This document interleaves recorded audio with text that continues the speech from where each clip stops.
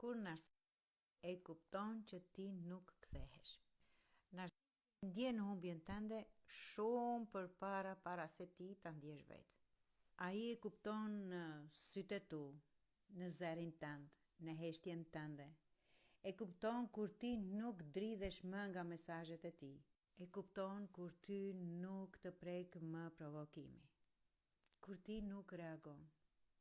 Në këtë moment, ai nuk lufton për ty, por lufton për egon e tij. Edhe këtu fillon manipulimi, viktimizimi, fajsimi, nostalgjia, shpifjet, e me radhë.